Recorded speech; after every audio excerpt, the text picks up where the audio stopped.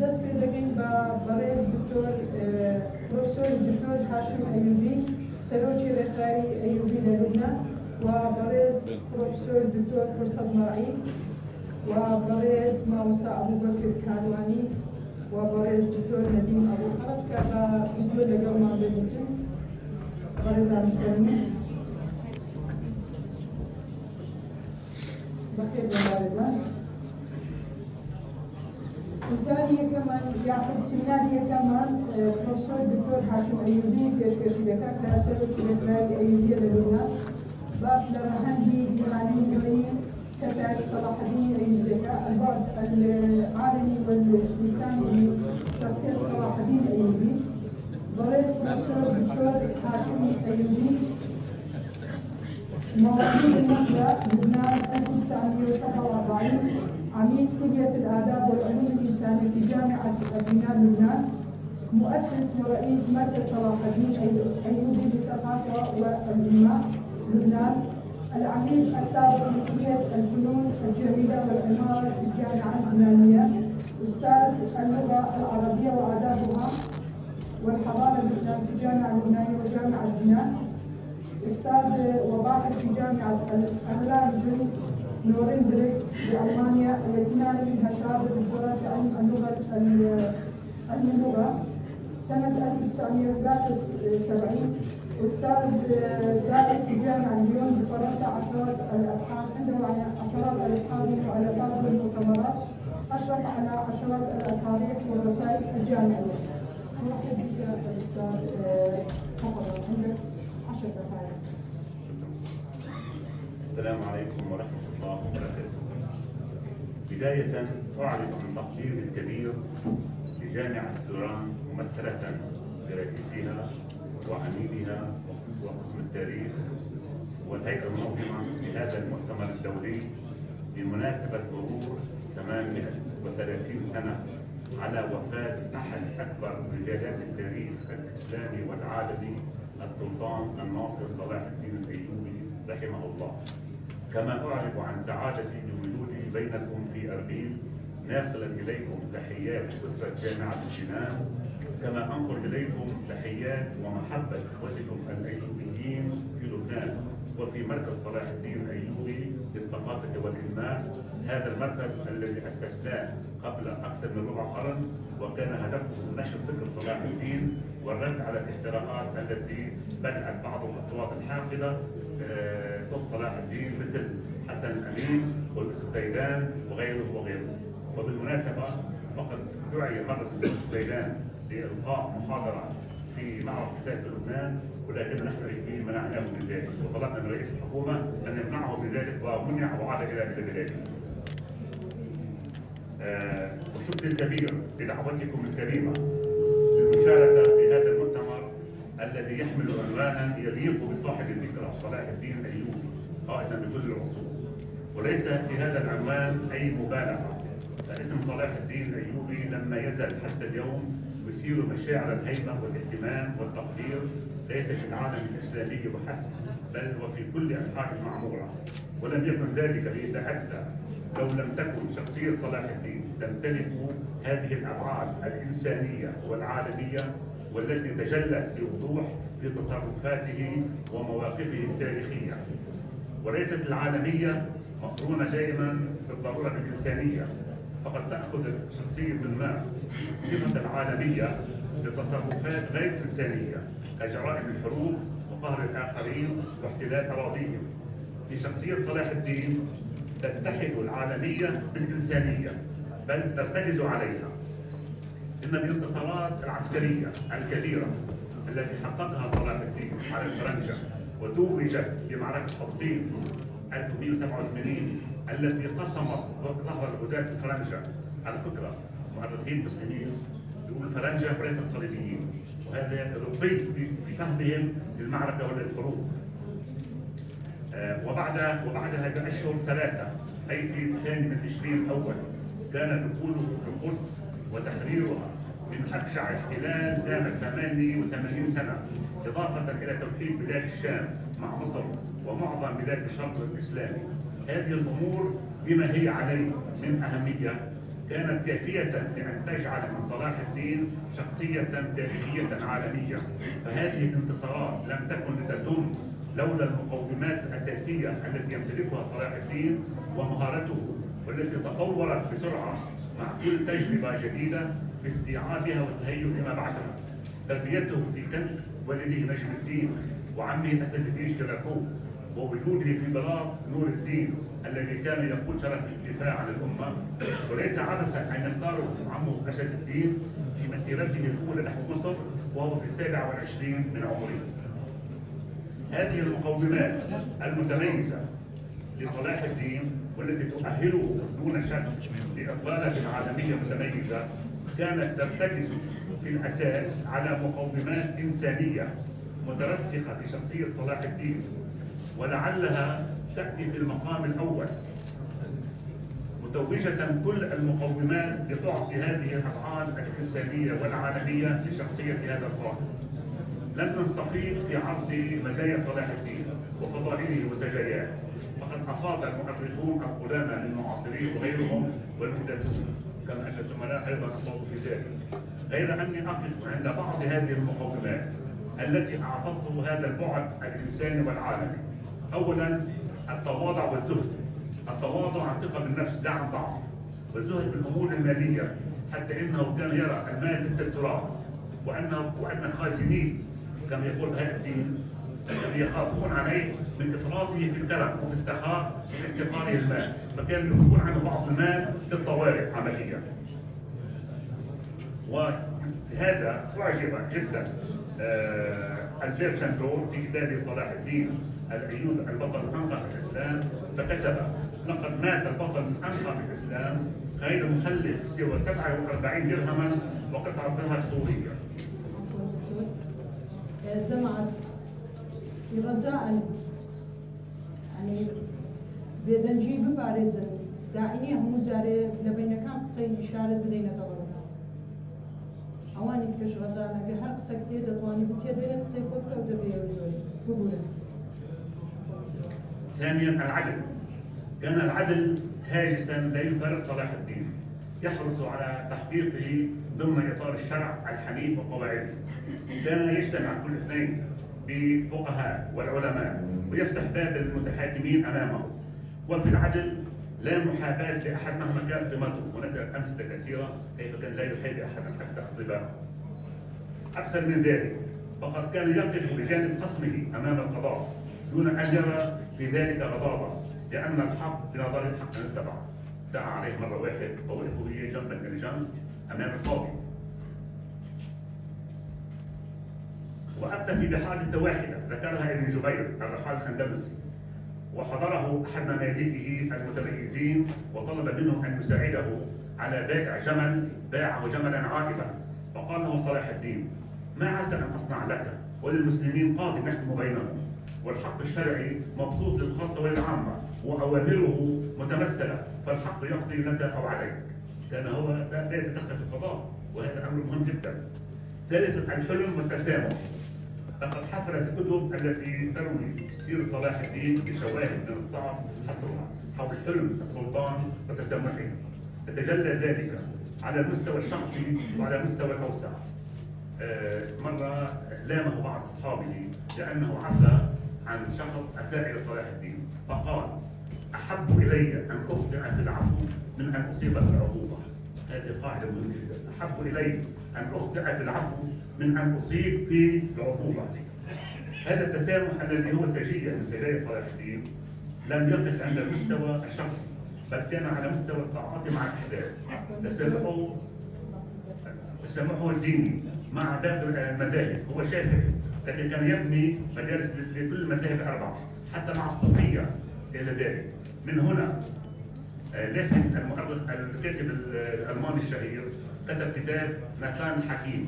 وهو مسرحية أحد أبطالها صلاح الدين في 1992 كرمز للتسامح العالمي. ثم إن إمبراطور ألمانيا ويليام الثاني عندما زار دمشق وقف أمام صلاح الدين وقال أني أقف أمام أكبر بطل في التاريخ الإسلامي، وأدى له التحية وقال له أنت كنت مثالا لنا في التسامح وفي الشهامة وفي القوة، ووضع على قبره تفريد زهر وقال إلى القائد الكبير الشهم العالمي صلاح الدين الأيوبي. هذه القضية أوحت للشاعر أحمد شوقي بالقصيدة الشهيرة عظيم القول من ذكر العظام مدحا له. سيبقى صلاح الدين الأيوبي عظيما مدى العصور وقائدا لكل العصور، فهل يعرف أحفاده قدر قائدهم حق المعرفة؟ وهل يدركون أن انتمائهم له بقدر ما هو شرف كبير فإنه مسؤولية كبيرة لابد أن يكونوا أهلا لها وجديرين بحمل أمانتها التاريخية. سلام عليك صلاح الدين في ذكراك 30 بعد 800. عليك سلام الله ما هبت الصبا وما دام في الدنيا لفضلك ذاكر. شكرا دكتور.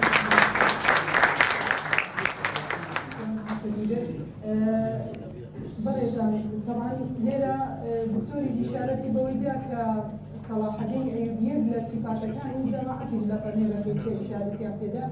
أو بك صلاح الدين يجلس تكاني زود ليبردبو يوسف زيدان أمو زود باش تمشان كردي وشتكاني بديتي براستي هيرش دكاتة سر صلاح الدين زور شتيش باز دكاتة بلام بان كردني لبو إيرا يعني بشان ده بحقيقي كرد نوي صلاح الدين خۆزگا لێ بگەڕابانەیە محازەرەکەی پێشکەش بکردبە دەریل و لەسەر لێبوردەی کوردەکان و نەوەی سەلاح الدینە. ئەوە پیشان دەداتن کە سەلاح الدین لێبوردە بووە گرنگی سەلاح الدینی کە باز دەکات ڕەهەندی مێژوویی و ڕەهەندی عالەمی سەلاح الدینی لە چ بە دیار دەکەوی لەوەی بە دیار دەکەوی کە زۆر لێبوردە بوو بەرامبەر بە نەیارەکانی خۆی نەیارەکانی نەک دوژمنەکانی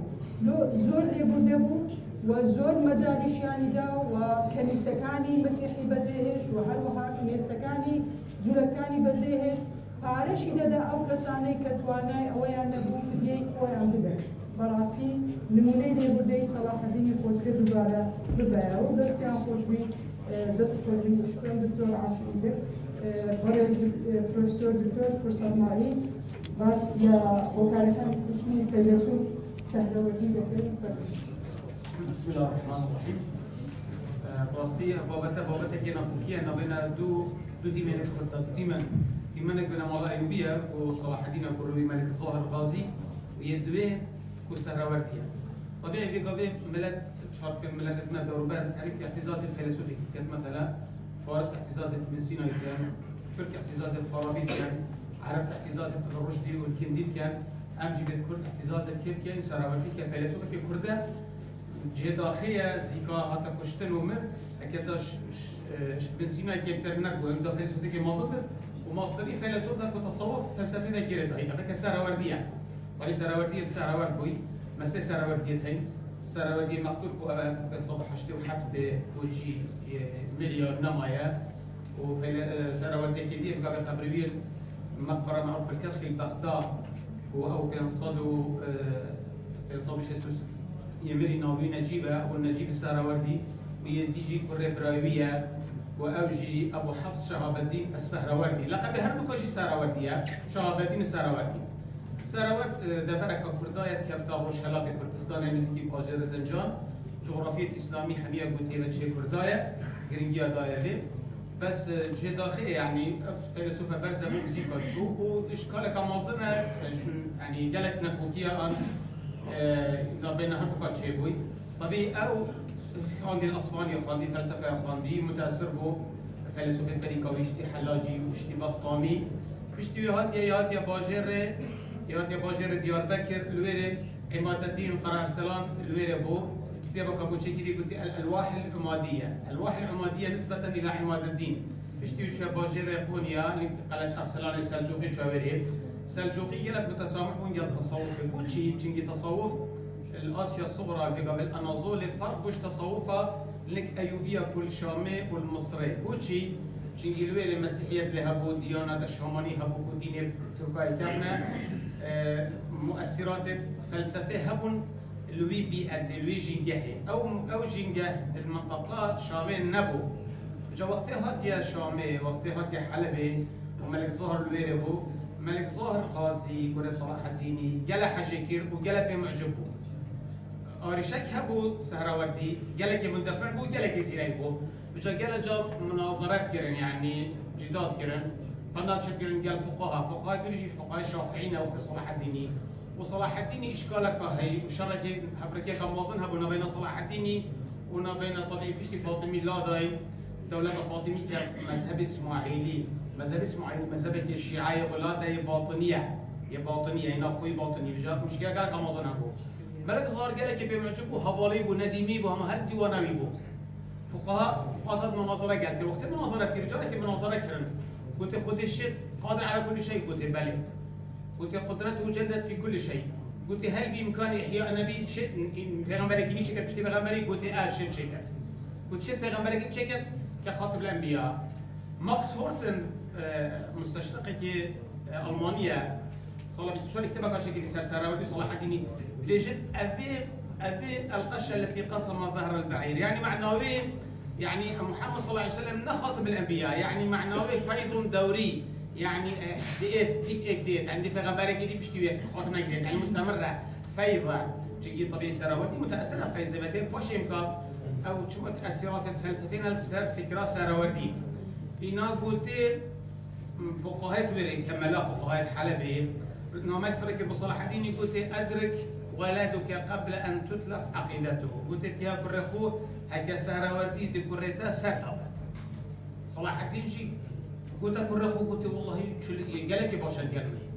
يتحح لك فقهاء المناظرات كير السراوردي قالك يصيرك يا ملاك هيك فقهاء بيك تكون هيك والسراوردي تحاطي السراوردي قالك يصيرك يا عم يسوي صار وقت المناظرة قالوا كير حمي علوم شيخ خانبون يعني علوم فلسفة خانبون تصوف خانبون وفقيه شهر صابو أخوي شافعي بو يعني نبت فقيه قالك شهر صابو بس قصيد فلسفة فقهاء أفق بينات استزاهنات يعني أفقصيد باطني قبل الكوي وفلسفة إشراقي أووي تشيكري فلسفه اشراقي تشيكري وزرادشتي تقرد ودو قوة تهينة خير وشر وش فلسفة أفلاطونية ني أوش أفلاطوني موزن أفلاطوني بيجيك وصلاة صابت هنجي بنجي المصري وش فلسفة في ذا غرسيا ني وفلسفة في ذا غرس بسبتني سرشتك بسر شمارك عدد فلسفة قبيش المثلثات حتى الرياضيات ما هي تريد هي الفلسفة وهندا بنمايت هرمسية أبغى تشكر سراوردي تجد إنسان ذات جهة النور بس مثل شكل صورة النور كيف مثلا لوني كمشكاة ديانس المصباح في زجاجة من الزجاجة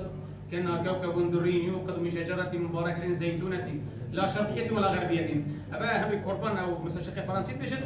مش بس يعني خمس سنة في القرآن بوجد بجد بس أنوار إلهي عندي وقت الجسم دافد عندي جسم قوة بد أنوار دت كم بد عندي جسم زعيف بد رياضة روحي كم بد حتى جهة الملل الأعلى جهة الملل الأعلى شو يعني دي جهة الخدي أبغى قضية حلول اتحادية قضية فلسفية فقهاء وقتي قبلنا كثير فقهاء ظاهرنا مذهب الشافعي قبلنا كثير ضغط صلاح الدين كثير صلاح الدين مجبور بقول لك فرخو علاجك اللي بتشاره سريب كان وقت قلت تكوجم يعني مجبور تشب كان قلت شو تكوجم يعني كيف وتايا انت ما بكسش دي بقى تزادي ندم زادي وغير ندم اصلا خذي منهم وبالفعل في طريق من يعني قال لك بيجن والله درس صحراء هلا اشتهنا داش برسا دامر عندك بيجن كيرات ابي كيف اباتينا برسا قاعد حفكه ويقولش بس درست قوي هو هم كده سردابه كده وظاف نداي فتره كي ومر حتى بيشتي برنامجي كشنيكا ابدي عاجز بو بالك الظهر وقال شو فقهاجي مغرمه كرن ودك درس النفي كرن وتتبوين سبب واسبوج فيه فيلسوفي خلاص كان ابي وصل طيب القضيه صلاح الدين قضيه سياسيه منظمه صلاح الدين فكره باطنيه اسماعيلي خطر بالسربي وفكره يا الله بقول لك سلاجقه الروم سلاجقه الروم ذهب هبول تركال صلاح الديني قصدي قال لك خطر بالسر امن دولته يعني دي قبل فكره مثلا بقول وانا قلت فكره داعش الله كيف انا اصلا دي فكره يا امير الله انا هذاك شيء خطره فكره راديكاليه متطرفه نفس اللي قصي بصلاح الدين يشبو راسه قبل ما نخش كو فيلسوفات كشتني نخش فيلسوف كيش ساره ودي هكا ما بيا هكا ما بيا داش بسينا يبورت يعني طب قبل يجي عظيم بتقلك يعني شي ساره ودي قالك يمشي تجيبو هكتب الشاكرين هيكل الالواح العماديه وهيكل النور تستحمي شكل بتاعتي عاملين ابو بس يوبنصل واختي كشتي بلا ما زي خلاص جسحكي الفريق قال لك اوكي قال لك انا اخش وبيقول لك تهمت بنا صلاح الدين حتى يشوما يوسف زيدان اما تفهم ابو تشركه ابي دي حسن امين تفهم ابو تشركه ابي ما ابي السوريين دوستة او شركه نبيش بيتر سؤال زكار سؤال زكار ابي السوري مش من هذا القصه كظام يعني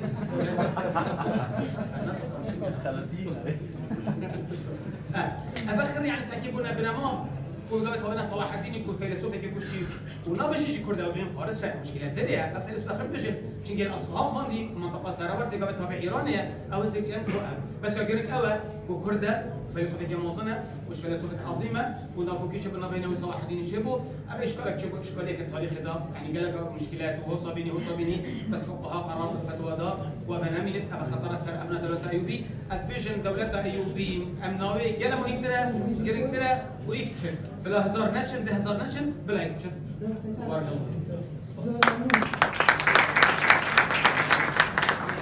بس دكتور باريس بروفيسور دكتور فرصة معي فرصة معي فرصة دكتور باريزان طبعا أول دكتور فرصة معي إشارتي كذا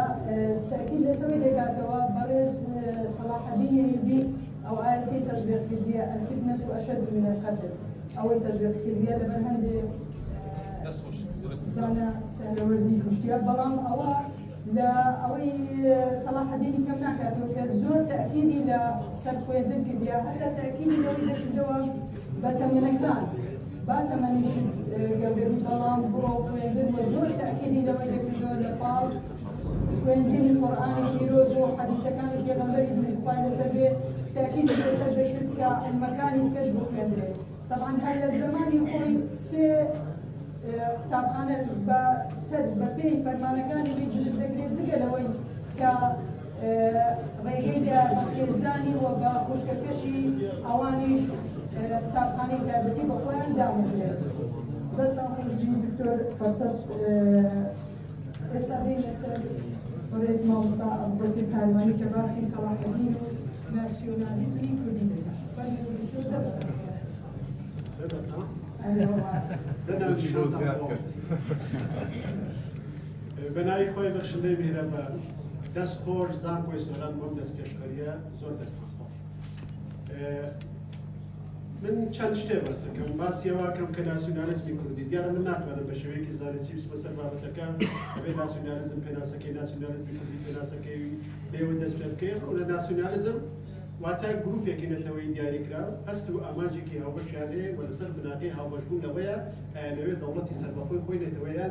دروس کنو شرعیتی نتوانیان همیو کن دست خاطر نام کارو نگردو ناسیونالیسمی کردیش او بزودی نو هوشیانه نتوانیه کلا چوارچیوی او بیرکردنویا ایوکا دولتی با کردچه که هر ناسیونالیسمی کش آماجی دولت نوی لحقیقت ناسیونالیسم نیه او اتوانی بینی برو ناسیونالیسم خواه ناسیونالیسم هرچون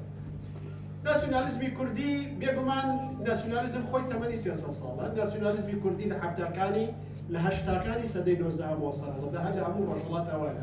ناسیونالیزمی کردی پیش اگر زور به ناسیونالیزم کانی ترنکرد تو به دوانه کوت ولا سنالدانیا کات لهشتاکان ورده نوسینی کردی درست بین باوی که هوشیاری کی نوی با کرد بود که یه میتراست لچوارچوی دولتی عثمانیای بلام ترکان دستیان کردو بوی خویان پناسا کنو بشوی که نتویانا باز لمیجو خویانه کن اسمانی خویانه کن کردی جم هوشیاری بود درست بین راست اما بشکل امپراتوریت بلام اما بشکی پیکاتی کی امپراتوریتن لوی وان ناسیونالیزمی کردی یکی لو کسایتیانی کشفیه که ای دوزیت و جارکتر صلاح الدینی ایوبی واتە سەلاحەدینی ئەیوبی لە مسلمانێکی کوردەوە لە ڕووی مێژوویەکەوە ئەیکاتە بە کوردێکی مسلمان لە سەردەمی نوێ. ناسیۆنالیزمی کوردی دوای گرنگی زۆر پێدا، یەکێک لە ئەو گۆڤارانەی سەرەتای ناسیۆنالیزمی کوردی کە ڕۆڵێکی زۆر کاریگەری هەبووە لە ئاراستەکردنی بیری ناسیۆنالیزمی کوردی، گۆڤاری ڕۆژی کوردی کۆمەڵی قوتابیانی هیوای کوردە کە لە ئەستەمبوڵ لە ساڵی 1930 دەرچووە. یەکەم بەرگی گۆڤارەکەی وێنەی سەلاحەدینی ئەیوبیە دوو بابەتی لە ژمارەکانی لەسەر نووسیوە، لە زۆربەی بابەتەکانە ناوی سەلاحەدینی ئەیوبی هێناوە لە چوارچێوەی چی؟ لە چوارچێوەی دووبارە خۆپێناسەکردنەوەی کورد، دووبارە خۆنمایشکردنەوەی کورد لە جیهانە و ئەو ڕاستی کە تێگەیشتبوون ئەگەر ئێمە کەسێتی خۆمان دانەڕێژینەوە و کەسێتیمان دیار نەبێ سەرنجام لەبیر جیهانە چینەوە و ئەبین بە کۆیلەی نەتەوەکانی دەوروبەرمان. لەم چوارچێوە ناسیۆنالیزمی کوردی ئەم کەسێتیە زیینوە کاتەوە بە چەند ئامانجێ. یەکەمیان لەو کاتەیە یەک دید زۆر زاڵوە لە ئەوروپا و ئەو دیدەش کەیشتۆتە ڕۆژهەڵات هەر نەتەوەیەک لە مێژووە مێژوو ساز نەبووێ، شارستانی ساز نەبووێ، نەیتوانی بێ شارستانیت دروستکە، نەیتوانی بێ سەرکردە بەرەم بێنێت، ئەو نەتەوە شایستی ئەوەی نێ لە ئێستا بەشێ بێت، لە ئێستا هەبێت، لە ئێستا چوارچێوەی هەبێ بوونی هەبێت. لەم چوارچێوەیە ناسیۆنالیزمی کوردیە گەڕێتەوە بۆ سەلاحەدین، ئێمە مێژوومان هەیە، ئێمە بەشداری دروستکردنی شارستانیەتی بەشداری سەرکردەمان هەیە، مێژوومان هەیە، ئەمڕۆ هەڵەتوەقیوین بەشداریەکی گەورەمان لە شارستانیەتێکی ناوچەکە و مێژوویەکی گەورەمان هەیە لە ڕابردووە. هەتا ئەمە هەتا ساڵەکانی نزیک 50 ژەگەڕە بەڕەحمەت مەلا مستەفای بارزانی لە ساڵی 1940 لە 91 لە کۆبوونەیەکی هاوبەشی لیژنەی کوردەکانی ڕۆژهەڵات و باشوورە کە پارۆنامەیە دەربارەی کورد و مەسەلەی کورد پێشکەشەکە باسی دەوڵەتەکان و مێژووی کوردی پێش زاین و ئەم جۆرە شتاناکە کە دێتە ناو ئیمپراتۆریەتی ئیسلامیەوە، ئەڵێ کاتێک ئیسلام سەری هەڵدا ئێمە وەکو میلەتانی ڕۆژهەڵات بووین بە بەشە لە ئیمپراتۆریەتی ئیسلامی و ئێمە ڕۆڵێکی مەزنمان هەبوو لە بنیاتنانی شارستانیەتی ئیسلامی و هەروەها لە دروستکردنی حکومڕانی ئیسلامیشە و ڕەمزی گەورەمان لەمڕۆ قارەمانی کورد سەلاحەدینی ئەیوبیە و هەتاکو ئەو ئیمپراتۆریەتەمە ئێمە لەو چوارچێوەیە ڕۆڵی خۆمان بینی کاتی ئیمپراتۆریەتیش بەرەو لاوازی و ڕوخان بینە ئێمە لە پێش هەموو کەسەوە قوربانیماندا و ئێستاش ئەبێ قوربانی بن بۆی جارێکتر لە جیهانە خۆمان بسەرمێنینەوە. ناسیۆنالیزمی کوردی بە جۆرەها شێوە سوود لە سەلاحەدینی ئەیوبی وەرەگری بۆ جۆرە کە ئێمە بەشداری مێژوومانەیە لە قوڵایی مێژووە هەن شارستانێتمانەیە و ئێمە ئێستاش ئەبێ بۆ جۆرەبین دووەمیان بۆ خۆپێناسەکردنەوە. ئێوە چێن؟ ئێمە ڕۆڵەکانی سەلاحەدینی، ئێمە درێژەدەری سەلاحەدینی، ئێمە ئەوەی ئەمە لە ڕێکترەوە بۆ خۆ بەراوردکردن بە بەرامبەر.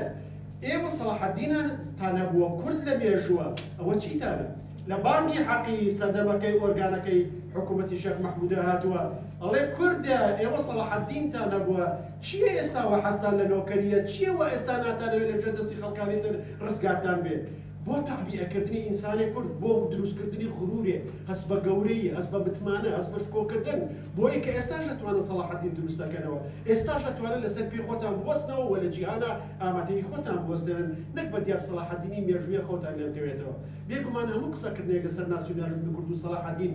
ساقەتە بێ، ناعیلمی و نازانستێ بێ ئەگەر قسە لەسەر ناسیۆنالیزم و مێژوو نەکەین. ناسیۆنالیزم ڕەگێکی لە مێژوایە، گەڕانەوەی نەتەوایەتی بۆ مێژوو گەڕانەوەیەکی تایبەتە، گەڕانەوەیەکی مێژوو موسانە نییە، گەڕانەوەیەکی شۆڕژێڕانەیە، گەڕانەوەیەکە بە مەبەستی بیناکردنەوەی نەتەوە لە ئێستاە و ڕواندنی ڕێگەکانی لە مێژووە، بۆیە ئەفسانە سازیەکە ئەسڵن ئیشی ناسیۆنالیزم و نەتەوایەتی ساختەکردنی مێژووە. بە تعبیری هەندێک بیرمەندی گواری تیۆرەکانی ناسیۆنالیزم تۆن مێژوو بەو جۆرە داڕێژیتەوە لە دەرەوەی چوارچەوەی نەتەوایەتیەوە. مەسەڵ خانی لە بجێڕێ هیچ پەیوەندی بە نەتەوایەتی کوردی نەبوو بەم جۆرە ئێستا ئێمە باسەکەین. سەلاحەدینی ئەیوبی تۆ چاوەڕێ ئەوەی لێ بکەی وەڵا باسی ناسیۆنالیزمی کوردی و دەوڵەتی کوردی ئەو پەڕی جەهل و نەخوێنەواریە، چونکە لەو سەردەمەیە ئەوە بە تعبیری فەلسەفی لە دەرەوەی بیر لێکردنەوەی ئینسانەوە بووە. بۆیە تۆ ئەو ئەکوردێنیتەوە، ئەو ئەیکەی بە کوردی لەسەر شانووی مێژوویە، لێرەوە تۆ ڕۆڵی پێدەی کە چ خزمەتێ بە ناسیۆنالیزمی کوردیەکە، نەک لەو کاتەیە ئەو چی کردووە، ئەو وەک کوردێ ڕۆڵی بینیوە مێژووی کردووە، ئیمپراتۆریەتی دروست کردووە، نەک چۆتە ویژدانی کوردەوە، چۆتە ویژدانی هەموو جیهانی ئیسلامیەوە. ئاخر سەلاحەدین هەر لە مێژووی دنیای ئیسلامانیە، لە ویژدانی دنیای ئیسلامە هەیە. ویژدانی دنیای ئیسلام جایە لە مێژووی ئیسلام، ویژدانی دنیای ئیسلام چیکە لە خولەفاکانی ڕاشیدین و سەلاحەدین و هەندێک خەڵکتر یەک کەسی لە ناوە تۆمار نەکردووە. هەر ئەو زانانەی کە ڕەوایەتیانەدا بەدەسەڵاتی ئەیوبی، بەدەسەڵاتی ئەمەوی و عەباسی ناشەرعی، هەر ئەو زانانە نەیانهێشت جگە لە عومەری کوڕی عەبدولعەزیز لە سەردەمی ئەمەوی جگە لە خولەفای ڕاشیدین جگە لە کەسانی وەکو سەلاحەدین یەک کەس لە وجدانی ئیسلامیە بمێنێتەوە نایانێت یەک کەس لە وجدان و ئێمە لە وجدانی مرۆڤایەتیشمان هەیە بۆیە من ڕاستی لە قسەیەکمان باسم کرد بوو ئەگەر هەر 600 ساڵەکەی ئیمپراتۆریەتی عوسمانی بخەیتە تەرازوێکەوە سەلاحەدینی ئەیوبی بخەیتە تەرازوێکەوە يعني أم حيكون استرا إما دوسنا مشارية الغلام سي مرحلة ما هي لما ملا كردين ناسيوناليزم كردي لقال صلاح الدين صلاح الدين كناسيوناليزم إسلامي وناسيوناليزم قرآني ناسيوناليزم آيني شكون ناسيوناليزم واحد اگر چهار سه چهار دقیقه میکنه که به اجازه سر ناسیونالیسمی که در قناقی ناسیونالیسمی مشرب اسلامی کرد که حتی ناسیونالیسمی کردی مشرب اسلامی بسر مخوخات بود لو كاتا صلاح الدين رمزي كي مزدنا لناو ناسيوناليزم كرديا غوفاري الاجتماع اورجانيك كونفوليجيانوي كردستان برقي دو موسيمي صلاح الدين ايوبا ودي سنه وحمان رئيسكي غوفار بروجي كردستاني كتوا وصلاح الدين ايوبي تبعي لدواي اوديتا قناغي دوا قناغي طالكا قناغي ظالموني ايديولوجيا تشب بسر ناسيوناليزم كرديا ايديولوجيا كشي لقل عين هي وكاين وكشي لقل دنيا ميجو هي وك ميجو كشي لقل خودي نتواتي هي راستا تشب اكريب بفورم لا فورم كان للراسيان نتواتي بس نتواتي كرارا نتواتي كاكي تكون ديزي تشب بو نتواتي للراسيان نابت اصلا لقل نتواتي بروي ابي ما مليكي تاكتيكي لقلافي بداخوا اما بتاعه تشوا خلقانك الشر لسنواك صلاح الدين رمزي كي جهاني ملكيوان بيه فورميل ناسيوناليزم بكنوي ناسيوناليزم يدت بيشوا كايكات الدروي انتمامي كوتنانا ديال الشيكات السر لبرجي كامد وامي قصر لبر فورمولا خاص يكم لبر او باشخانه ايديولوجي بداخوا النتواتي كردي اكاب امراض بو خدمتي بو ايديولوجي خويا ديرنا نتواتي كردي مطرحنيه دوميان لبر نخوێنەواری و نەبوونی پاشخانێکی تیۆری دەربارەی ناسیۆنالیزم بەداخەوە کاسەژە و پاشخانە تیۆری دەربارەی ناسیۆنالیزم لەناو ناوەندە فکری و سیاسەکەی ئێمەژە بە جۆرەی پێویست نیە نازانێ ناسیۆنالیزم و پەیوەندی ناسیۆنالیزم و مێژوو چییە چۆن ئەگەڕێیتەوە چۆن تەوسی ڕەمزی پێشووی پێش ناسیۆنالیزمەکەی سێمیان لەبەر تێگەیشتێکی خەڵات لنوان علمانية مسألة ناسيوناليزم علمانية برنسيبكي ناسيوناليزم برنسيبكي علمانية بس كنجاو لقال وجداني مسلمانة شكون بيولي بفورمي دولة منك مسلمان هيج بو من قرنية همو دنيا إسلامية دولة بيا 6 دولة بيو يكيتي إسلامي بشوي يكيتي أوروبا دروسكين بويا أم لبرقي أما وشرع أماش كردن أماش مسألة يكيتي چوارميان لبر لاوازي ناسيوناليزمي كردي ناسيوناليزمك أونا لاواز مطلب بيت سردا وكاري لا مركزي وتونومي وأم جورشتانا يكمان شاورا ناكري رمزيكي مزني بروباتي وكو صلاح الدين بي استيعاب بي استيعاب ناكري يعني بي استيعاب ناكري رمزك لو قولته وتوزكه كان جميع شان بداخل وهندي جان للا هندي كاس دشمناتي توجمي اسلامي بابا بياونا دجاتي توجمي اسلامي كان بخدمه بجواني بين بيمكن كينا بس بور رمزي وكو صلاح الدين كي باجوره بويا امريكا يما كردومان الراسيه كانوا كرشي ديدو باشخان من بومسري ناسيوناليزم وكيشي نبوني باشخانه في تيوري وتكلاو كردني برجوندي ايديولوجي الان مثلا زود مسألة رسالة لكاتي ترى بشوي كي درا شخصيه سركين سرنجام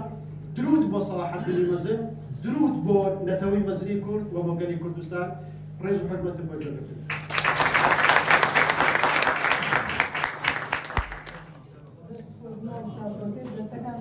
أو سيميناري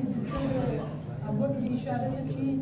زور باشي دابوي كميجو دبي لكاتي خوي شي بكزيتوا يعني ميجو لكاتي خوي دبي شي بكيوا كباسي ميجو دكي زور زار بقتابي كان شي أو بازدكين كده بيتيو أو زماني بارودوخي أو زماني هل بسنجيني أو زباسي اشتكام بكي أجا بو زماني باز بكي زور شتهي ليه دروا أو يبقى خالكانا زور دبي بكينا أو كاتي بهيت شوي قومية نبو بو معنى استكت مشاهدة أو يكميشل وميشل أجا قومية هبا أصلا صلاح الدين بديار أبدا لبروي عربة كان ببيش جدال لبروي دولتي إسلام جوركي عرب أصلا دبي هەموو قەرداری دەوڵەتی عەباسی بین و پاشان سەرزوقیەکان کە سەلاحەدینیان بەرهەمهێنن. زۆر سپاس مامۆستا حەبرەکرد. ئێستا لەگەڵ دکتۆر نەدیم ئەبوخەلەف مدیر عام مرکز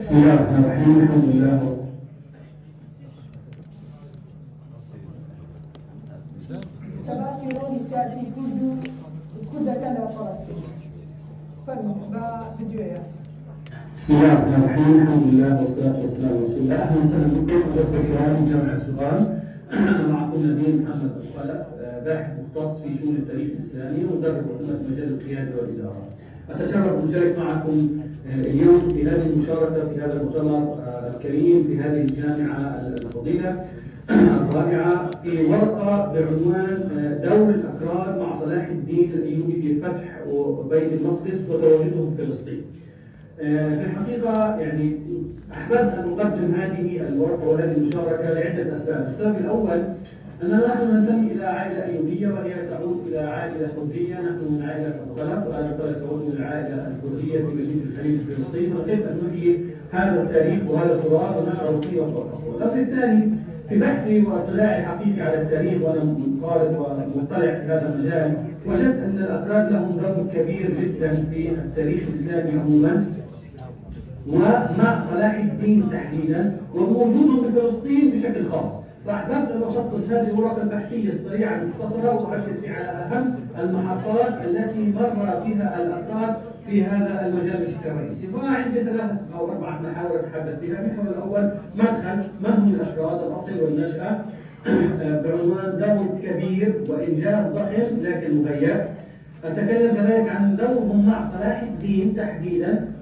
في معركة حطين وفي فتح وتحرير بيت المقدس. المحور الثالث أتحدث عن تواجد الأكراد في فلسطين عموما وفي مدينة بيت المقدس ومدينة الخليل خصوصا. فهي المداخلة يعني الأولى في هذا الموضوع أن الأكراد هم عريقة، هم تاريخ في منطقتنا وهم تاريخ العراق أساسا، وهذه ليست مختصرة أو مقتصرة على الوجود في مكان والزمان. اللافت أن ذكر الأكراد للأسف لا يأتي إلا مصحوب بمعلومات شحيحة ونادرة، وغالبا هذه المعلومات هي بحسب ما أرادت وسائل الإعلام أن تسوقها، وكل وسيلة إعلام بحسب ما تدفع بالنظام أو بحسب ما تدفع بالإيديولوجيا معينة توضح وتصل الأكراد بصورة معينة. وأيضا ميزة أخرى أو شيء آخر عندما يأتي ذكر الأكراد يأتي مصحوب بكثير من الألم والمعاناة والتضحيات التي قدموها.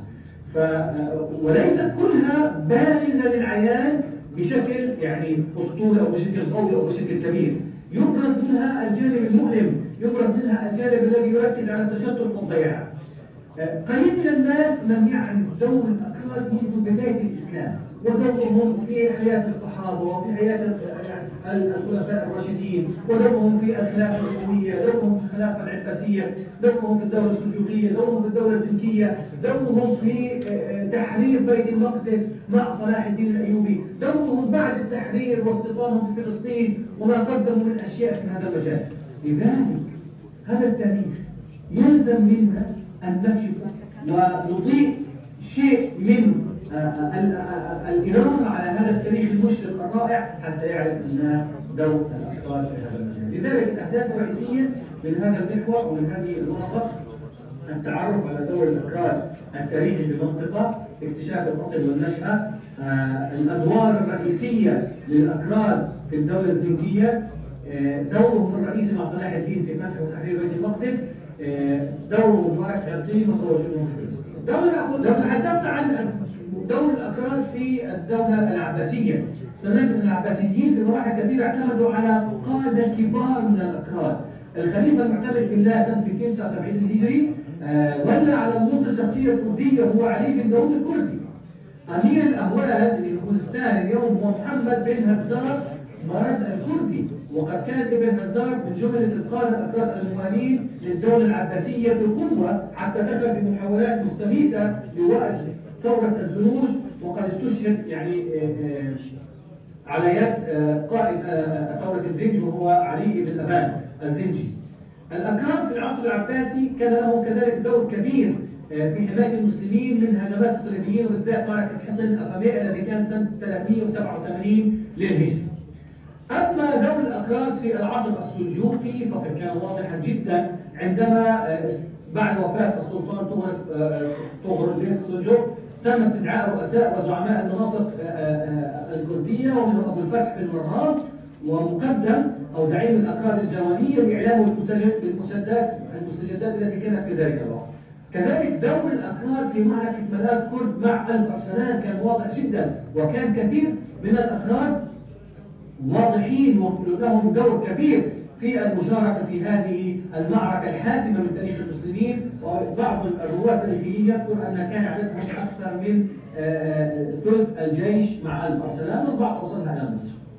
الأكراد في الدولة الزنكية هنا بدأ الدور الحقيقي للأكراد، حيث استطاع عماد الدين زنكي أن يسترد كافة المناطق الكردية التي كان يسيطر عليها الصليبيين أثناء الحملة الصليبية، مثل ديار بكر وماردين وكثير من قراها وحصونها. وأدرك عماد الدين زنكي قوة الأكراد وقيمتهم فقربهم منه. وعندما تعرض عماد الدين زنكي إلى خلاف مع الخليفة العباسي في ذلك الوقت لم يطلبوا إلى قادة الأكراد، حيث استقبلوا نجم الدين أيوب وأسد الدين شيرخو في قلعتهم، ومن هنا بدأت العلاقة الحقيقية بين الأكراد والدولة الزنكية. ثم بعد ذلك دعموا عماد الدين زنكي، دعموا ابنه محمود الدين زنكي، ثم بعد ذلك جاء دور صلاح الدين الأيوبي مع الأكراد، وهنا وقفتنا الثانية بشكل مفصل. صلاح الدين الأيوبي طبعا هو ينتمي إلى عائلة كردية أصيلة عظيمة الشرف، ينتسب إلى عشيرة الردوية، وهي تنحدر بلدة دوين الواقعة في آخر حدود أذربيجان قرب مدينة تفليس في أرمينيا. وكل الأيوبيين ينتسبوا طبعا إلى أيوب بن شادي، ويعتبر ابن الأثير أنهم أشرف الأكراد، حيث أنه لم يجري عليهم رق قط. تمام؟ كما أن والد صلاح الدين هو نجم الدين أيوب وعمه أسد الدين شرفوه عندما قدم إلى العراق وبلاد الشام لم يكونوا من الرعاة، بل عندما قدموا كانوا قادة إداريين عسكريين وسياسيين. وبدأت العلاقة القوية مع طبعا الدولة العباسية مع صلاح الدين الأيوبي وما كان حوله من قادة أكراد يعني عظماء في هذا الأمر. برز دور الأكراد في هذا العهد من قادة عسكريين كان لهم دور في يعني الدفاع عن بلاد الاسلام ضد الصليبيين، الدفاع عن فلسطين ومصر والشام. الامير الكبير سيف الدين المشطوب وهو زعيم الاكراد الهكاريه في مناطق شمال الموصل، وكان رفيق السلطان صلاح الدين الايوبي في معظم غزواته، وهكذا ظل الاكراد مكانه كبرى في منطقه الشرق الاوسط.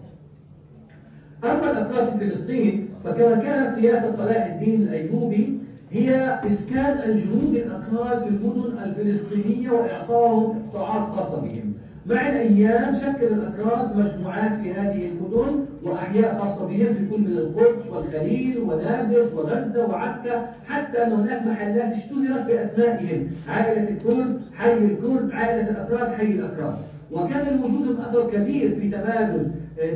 ثقافي وحضاري وتأثير متبادل مع أهل فلسطين، فشكلوا جزء من النسيج الاجتماعي والسياسي والاقتصادي في فلسطين. كذلك ظهر بروز وبرز دور كبير للأكراد في فلسطين من خلال العلماء الذين تواجدوا في ساحة المسجد الأقصى المبارك، وكانوا موجودين في المدرسة الصلاحية لتنقيل ونقل العلوم للمسلمين المتواجدين في هذه المنطقة بشكل كبير. لعلي أذكر فقط بشكل سريع جدا إلى دور العلماء: الشيخ يوسف الكردي الذي درس في المدرسة الصلاحية، الشيخ جبريل الكردي وهو كان من أهل الفضل ومن أصحاب شيخ الإسلام الكمالي، الشيخ نجم الدين داوود الكردي الذي درس في المدرسة الصلاحية، الشيخ درباس الكردي الهكاري في المدرسة الجابرية. كلهم كانوا مقيمين في القدس وفي فلسطين يعلموا الناس دروس العلم الحقيقية. كذلك كان الأمير ضياء الدين موسى والأمير حسام الدين خضر القيمري كلهم متواجدين في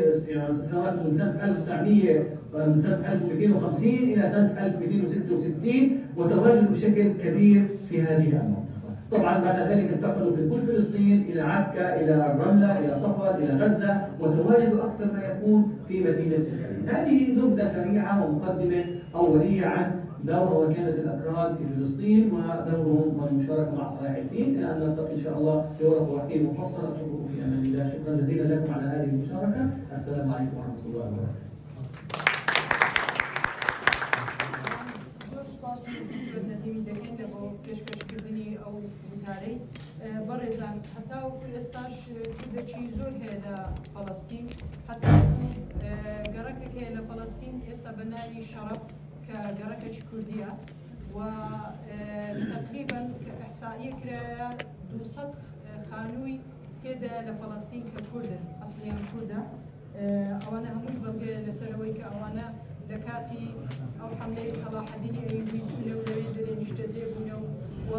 ژیان و گوزەرانیان لەوێ دەرێ دەست پێ کردیان. زۆر سوپاس بەڕێزان لە بۆ پێشکەشکردنی ئەو پانێڵانە بەڕاستی ماندووبوون دەستان خۆشوی بەڵام بەڕێزان لەبەر نەبوونی کات تەنها یەک پرسیار وەردەگرین. والله بەڕێزان نازانم سێ پرسیار زۆر بەڵێ قربان ماکەکە بدەمە بابی دەمە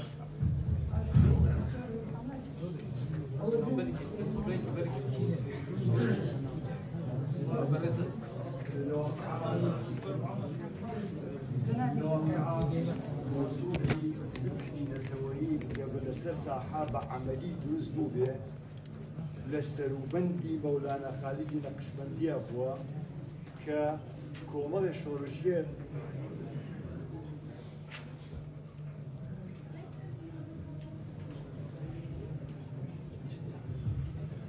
لە سەروبەندی بوونی مەولانە خالیدی نەقشبەندیە بووە باشترین بەڵگە شۆڕشەکانی سەیتەهای نەحری و شێخ عەبدوڵڵای نەهدی و دوای ئەوانیش شێخ عەبدولسەلامی بەرزانی کە ئیعدام کراوە شەهید کراوە و دوای ئەوانی شێخ سەعید پیران هیچا شۆڕشی دەسیم ئەوەی کە گرنگە ئەمانە هەمویان نەقشبەندی بوون و متەسەوف بوون و عەباس عەزاوی کرد بەڵێ کە فکری نەتەوەیی لە سەروبەندی سەردەمی مەولانە خالیددا بووە مەولانە خالیدی نەقشبەندیش کە ئەو شۆڕشی ڕانەکە هەموو شۆڕشیان کردووە دژی دەوڵەتی عوسمانی داوای حکمی خۆیانیان کردووە ئەمانە هەموو نەقشبەندی بوون کورد بوون عەباس عەزاوی کە یەکێکە لە مؤەرریخە گەورەکانی عێراق و هەروەها منذر الموصلی ئەڵێ ئەگەر فارسەکان ئیسفادەیان لە هین کردبێت تەشەیع کردبێت بەڕێگەی ئەوە حکمیان دروست کردووە ئەگەر عوسمانەکان بەڕێگەی تەسەندونە ئەویان کردبێ ئیمپراتۆریەتیان دروست کردووە ئەشێ کوردەکان بتوانن بە ناوی نەقشبەندیەوە ئیدارەیەکی سەربەخۆ دروستکەن.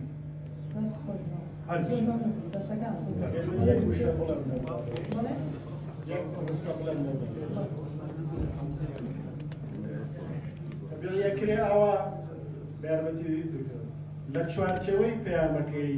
مەولانە نەقشبەندیە خالید مەولانەکەی خۆمان مەولانە خالیدی خۆمان لە چوارچەوەی پەیامەکەی ئەوە شێخ عوبەیدوڵڵای نەهەری بە باوکی نەتەوایەتی کورد دەیاندرێ و لە ڕاپەڕینەکەی ئەوەوە بە فیعلی نەتەوایەتی کوردی زۆر زۆر سپاس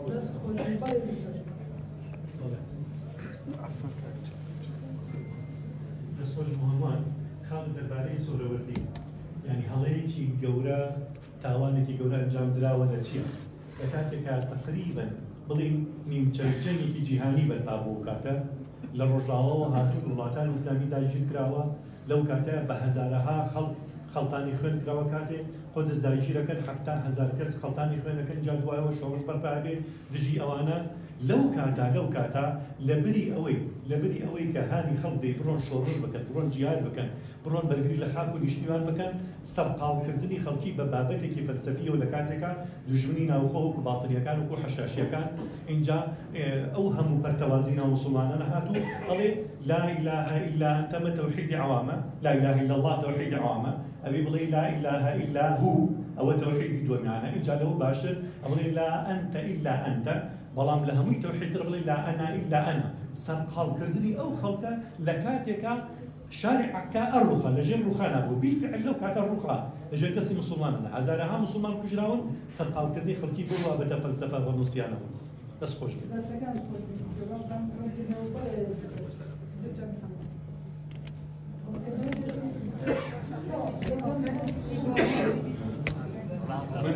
خاڵێکم هەیە یەک لەوانە ئەوەی کورد بەچاوێکی باش نەیڕوانی دەسڵاحەدین بەشێکی پەیوەندی بەوەی هەیە حکوومەتی عێراقی چۆن تەعاملی لەگەڵ کردیە بۆ نمونە لە شەڕی 1988 قادسیە یەکەمی بە دووەم بەستەوە خەڵک لەبەرەوەی عسکەر بوو فیرار بوو جێی شعبی ئەوانە ڕقی لە قادسیە یەکەمیش دەبووە هەموو عندێک هەروەها جاشەکان کە لە ناو کورد تێزەوەند بوون عێراق کوردەکانی ناو لێنە فورسان سڵاحەدین ئەیوبی عەرەبەکانیشی ناوی لێنە خالیدی کوڕی وەلید ئەوە هۆکارێک بوو ناکرێەوەی ڕەچان دەکەین خاڵێکی دی پەیوەندی هەیە ئایا ناسیۆنالیزمی کوردی دوان نەکەوتیە ئێمە وەکو مەنهاج لە بەشی مێژوو لە مێژووی نوێ ناسیۆنالیزمی کوردی دوای ناسیۆنالیزمی تورکی عەرەبی فارسی هەتا ئاشووری و ئەرمەنیشاتیە يعني هو مناقشة لسرنية. والله مناقشة لسرنية. دوای دەتوانین بیکەین بە لێرە بەزارنیە. خاڵێکی دی پەیوەندی بە منهەج هەیە. يعني بۆ نمونە لە پانێلی پێشووتر دەگوترا سڵاحەدین ڕەخلەی لێ نەگیرێ لە ڕاستی هیچ کەسێک نییە ڕەخلەی لێ نەگیرێ. خۆ ئینسان و مەلایکەت نییە. خوا لە قورئانی دەڵێ لا يسأل عما يفعل وهم يسألون. ئەوە لە بۆ خودایە نەک لە بۆ بەشەر نە لە بۆ سڵاحەدین و نە لە بۆ هیچ کەسەشی دی. لەبەرەوە هەموو مرۆڤێک هەموو سەرکردەیەک پرسیاری لێ دەکرێت ڕەخنەی لێ دەگیرێت. خاڵێکی دی ئەوەی با بڵێن زۆر جار لێرە گوترایە سڵاحەدین بە پێوەری سەردەمی خۆی ڕەخنەی لێ بگیرێ و تەقیم بکرێت. باشە دی بۆ ناونیشانەکە سڵاحەدین سەرکردەی هەموو سەردەمەکان لە ڕاستی هیچ سەرکردەک نییە سەرکردەی هەموو سەردەمەکان بی ئەو سەرکردەی سەردەمی خۆی بووە سەردەمەکانی دی ڕێزی لێ دەگیرێ بەڵام هەر سەردەمەش سەرکردەی خۆی هەیە. سوپاس.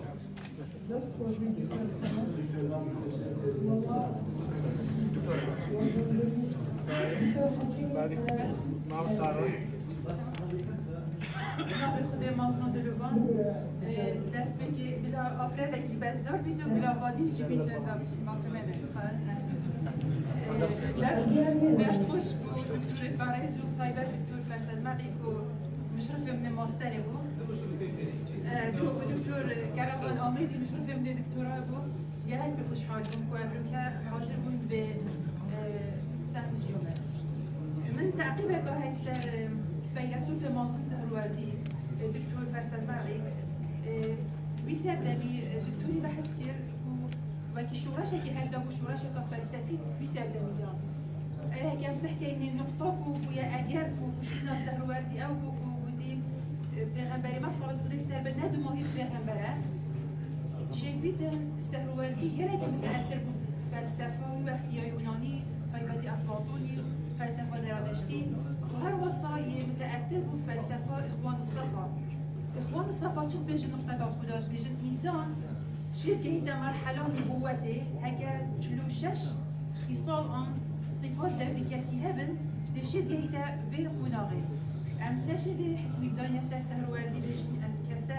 بلكي سادة شبيتن عن جديني إسلام دار كبير شبيتن أوي فترة جالكي داغبار وفلسفة الميري بيش دوي مناظرة دار يعقوب وديدن صلاح الدين الأيوبي دار ريكي بكريتن شفتني وكي دكتوري بودي ببورة بس تعقيبة فاتي تمام دكتور كارماني بحثي ناسيوناليزمي كردي كرد او ايديولوژيا لازم كانت بحث كرد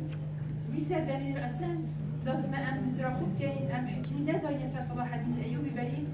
حصلت صالة شوا سردارية قومية كردية امريكا امريكا همان شوا سردارية نفسي كسيبه اول كاتيجوري حتى كاشي يلك اكاديمية مازن ناف مدايد هاي لكن بيش صلاح الدين بيش هيج كردان نكريا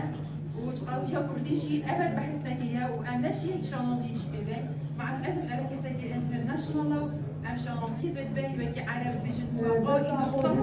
لا يشغل بس خوش سكاسي زور بناتساري ودبي بغرين لبروي چونك كات مانيا وقتی با کاتگی و حتی عمل بخوش ناتوانیم جواب دنوا جوش پاسی برایزان دکن.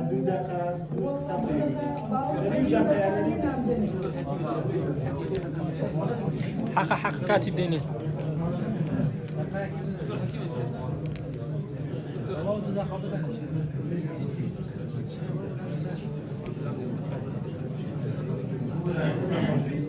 بس شكر له محمد باسكر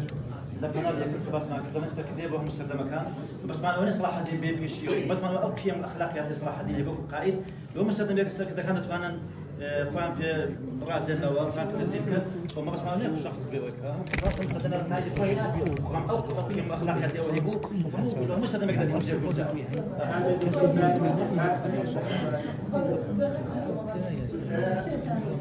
أود كان دكتورة برزان سباسك أبو مجداني مبروان مستر كذا بوها مسدلة كان يحدي الرمز بوها مسدلة يعني أو دوميان رحنا قلت لنا صلاح الدين قدغانية بس دو شت قدغانية يكي كان فكريا يكي كان أخلاقيا وأخلاقيا وفكريا يا كم سكاتي بصلاح الدين سكاتي بأبو كل أو أبي بيخيت الزندان أبي بيخيت الزندان هو بقانون معاملين قبل دوميان رحنا قلت لي فكري بناوي نتواتي كردي وكصلاح الدين دولتي بو كل دروس ذاك اما جهله ابي والله ببيتوا بلا منابه بناوي نتواتي كردي ورخنا بجيلي قال جيلي برد سيم يعني رخنيكي اولا صلاح الدين فكري ولا بوتي بو نمونه فلان جديد كدو فلان شي داري وما فلان قاد كاتب ويا اما اشتكي اسايد سبارات بس رضاني نتواتي كردي شباب الراجل كاتب كرت هولي جابونا وين عثماني قاجاري داوى هزار وشصا وشصا كاس وين كاس وين زور سباس